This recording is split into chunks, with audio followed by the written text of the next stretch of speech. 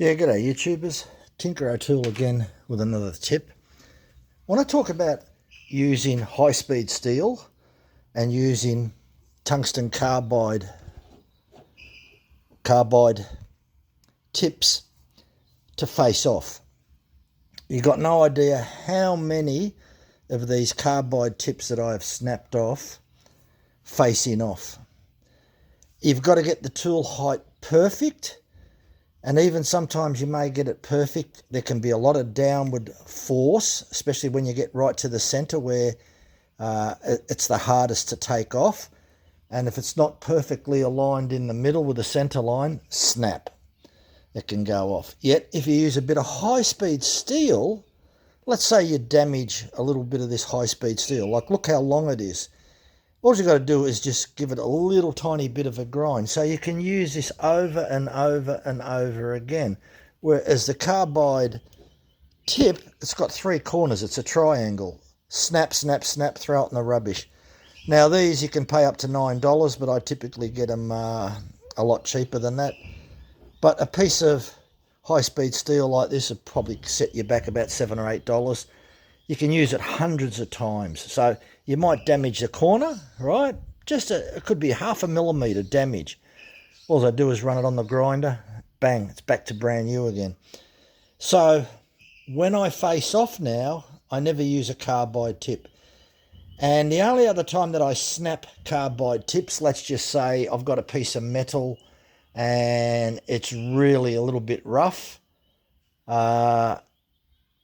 And that's where I used to snap them off a lot when I faced off. But typically along here on the parallel section, if I'm turning along here, I've never snapped one off unless I've crashed it or something else like that. So my tip of the day is don't use carbide tips when facing off. Much better to use high-speed steel. Much more forgiving. And if you damage the corner, it takes 2 seconds to put it on the grinder and just put that nice radius back on there as well.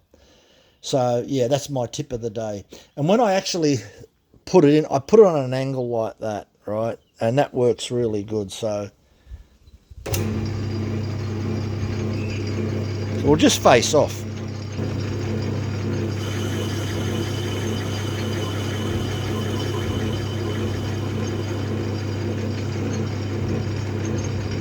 And as you can see, beautiful. So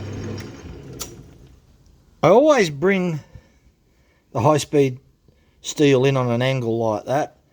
That works really good, about a 45-degree angle. You can see it's got a fairly large radius on it, probably about a 5 mil radius on it. So it's actually a good little tool that I use. It's 10 millimeters wide. So 5 millimeter radius on it. I can do a lot of work with this, facing off, general turning, high-speed steel, brilliant stuff, custom made bits and everything else. So yeah, that's my tip of the day. You can see there, that came up quite well. If we just move back a little bit there, see whether we can get in there and have a bit better of a look. It came up okay. There it is there. So yeah, tip of the day. High-speed steel to face off. Stop breaking your carbide tips if you're like me. I've broken too many.